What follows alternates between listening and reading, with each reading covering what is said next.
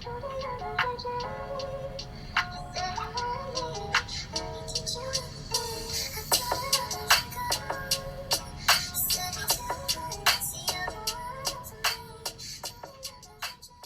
up, everybody? Thank you for finding your way to my channel. You are always welcome to my channel. My name is Kiana, and as always, please make sure you guys are signed into YouTube so you can subscribe to my channel and click the notification bell to become part of the notification crew. Today I'm going to be sharing some tips on how to be successful taking online classes. So if you're someone who's in school, considering going back to school, or are taking online classes, then this video is for you. I'm currently a college student and I'll be graduating this summer with my bachelor's degree in business administration with a concentration in marketing. I currently hold a cumulative GPA of 3.6, so I'll be graduating with a 3.6 GPA or higher.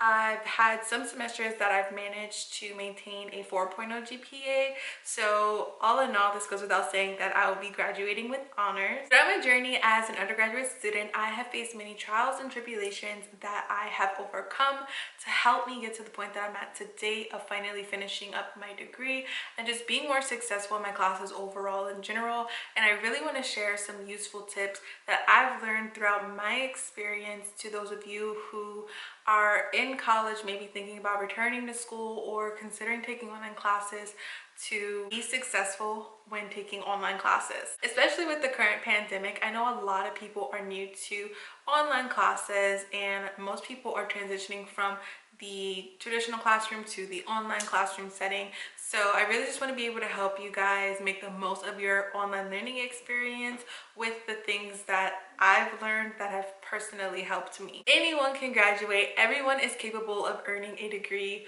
or 2 or 3. All it takes is just a little faith, and in my opinion, making these habits I'm going to be sharing with you guys a lifestyle. So without any further ado, here's what you need to do to be successful taking online classes.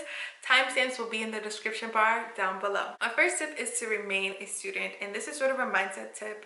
So remaining a student requires making learning and growth a lifestyle. So when people say that they are a student at life, it means that they're dedicated to continual growth and learning, not necessarily just academically, but in this case, we're referring to academics. These type of people are very coachable. They don't think that once they've achieved a certain degree that they know it all. They continue to absorb knowledge and are open to the school of life and really want to improve their lives every day. Attending school is a lifestyle, and when you look at it from that perspective, it'll make so much more sense if you've struggled with being focused in the past, or if you weren't sure what your purpose was for attending school, or have the sentiment that school isn't for everybody. Now that we're all aware that life itself is a classroom, that makes continuing school a lot less rigid, especially if it's your goal to complete school. Changing your mindset from school not being for everybody to school just naturally being a way of life, much like everything else we do in life, then your internal compass will automatically be set for success, especially if that's what you intend to do, which I assume that's everybody watching this video. My second tip is to stay organized. This is so important as a college student, and there's so many different ways that we can stay organized. One of those ways is to use an agenda book. The purpose of your agenda book is for you to download every syllabus that you'll have in every course in a given semester or quarter, and write down every required assignment from these syllabuses from the beginning of the course to the end of the course, and write down any notes that you may have about these courses to keep track of them all and keep at the disposal of your fingertips at all times. Your agenda book is like your Bible for all of your assignments. This will ultimately help you stay so organized and well prepared for what's next to come in the course. So when you're able to view the entire scope of all the assignments that you'll need to complete on a weekly basis, you can then go ahead and structure your schedule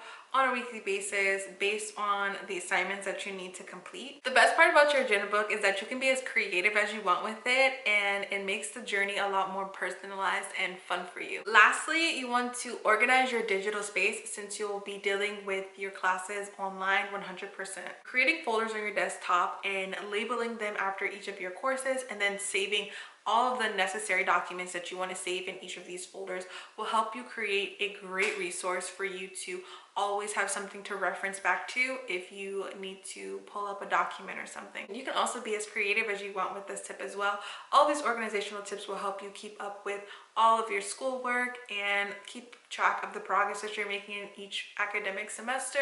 And really all of these tips should be done prior to the first day of school. Consistency is tip number 3. Log into your classroom or iCampus or Blackboard or whatever central system that your school uses at least once a day. Check for any updates, announcements, or emails that your professors may have sent out. 9 times out of 10, there's always something that you can be doing in an online class. I sometimes like to take a break maybe once or twice during a really slow week, but as long as you're up to date on all of your assignments and you know what's going on in the class, then you should be good. Your participation in your classroom matters and is counted towards your attendance and ultimately your final grade. So you really want to be as active as you can in all of your classes. It's the best way to stay connected and make sure you never miss a class or any important information that might be crucial to your success in the class. Tip number 4 is to use your resources. If you need help at all, please exhaust all of your resources. I can't stress that enough. Use your textbooks, your professors, reach out to your success coach or counselors. My campus offers tutoring, but if you ever need help, it is best to seek help immediately.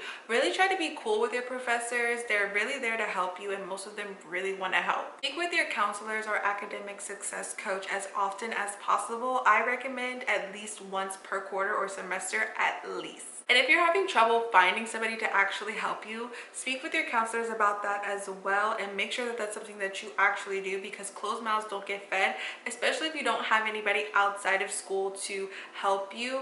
You really want to get in contact with somebody that could point you in the right direction. Definitely speak with the staff and faculty at your school to figure out what your options are. Tip number 5 is to be diligent. Please do not wait till the last minute to get all of your assignments turned in. There's a reason why we always hear our professors say this. It is best to turn in all of your assignments on time. That way you can get full credit for each assignment, which all goes towards your final grade. When you turn in late assignments, you don't get the full credit. So if you're staying organized and you're seeking help if necessary, then it's really all up to you to make sure you're getting all of your assignments turned in by their due date. If you have trouble with this tip, you might need to be a little bit more disciplined and be diligent with doing your work, because it's not going to get done on its own. Tip number 6 is to be thorough and always turn in your best work. You really want to give every assignment all you got. Use your rubric as a guide, and everything that goes into your paper, your assignments, or your project should reflect and cover what's required in the rubric verbatim.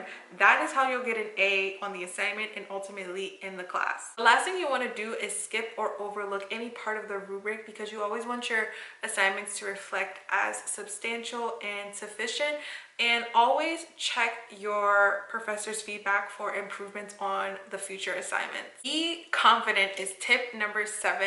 For some of you, this may require for you to consciously and actively continually be working on your confidence throughout your classes. And then for others, this may require you to just apply the confidence that you already have. Everything is going to work out for you. School is not something that anybody should ever have to stress over. There are so many other things going on in the world, and before you know it, you'll be well on your way to receiving your degree or your diploma. So don't even stress it. Set achievable and actionable goals and tackle them. Confidence is really great because it gives us the strength to overcome obstacles, and it keeps us motivated and gives us a can-do attitude, so that when we are faced with a challenging project, we have the confidence to complete it. With this tip, you will successfully prosper in each of your classes, even if you don't like a particular subject. It's really your confidence that you know that you'll do great is what's going to help you do great in the class. If you don't believe that you'll do great in the class, you won't. And that is why having confidence is so important. Tip number 8 is to have integrity. Whatever you do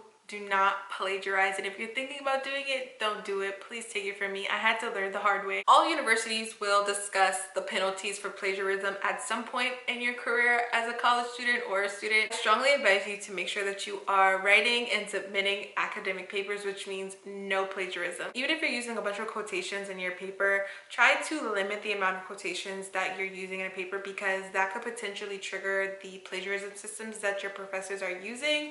So yeah, you just really want to be mindful about that. The last tip is to remember to be patient. Patience is a virtue, and we really don't get far when we seek instant gratification and try to rush the graduation process. School, without a doubt, is a journey we embark on at some point in our lives. There is a perfectly great explanation and reason for the season that you are in. Just be patient and know that you're going to make it to the finish line. And remember that it's not a race, it's a marathon. Those are all of my tips on how to be successful taking online classes. I hope you guys found this video helpful and motivational, and I hope you guys all have your very best academic year this year and continue to strive for greatness. If you watched this video to the very end, you're a real one, and please leave me a white heart emoji in the description bar down below. If you guys have any questions or need any help academically, please feel free to reach out to me via social media or in the comment section. All of my social media links are in the description bar down below, and I think my email is in here somewhere, so there are a few options for you to reach out to me. I am more than happy to help you in any way that I can, and remember, you got this. As always, make sure you guys are signed into YouTube to subscribe to my channel, and give this video a thumbs up and share this video with your friends. It helps my channel out more than you think. That is all for now. I'll see you in my next video. Until next time, with love.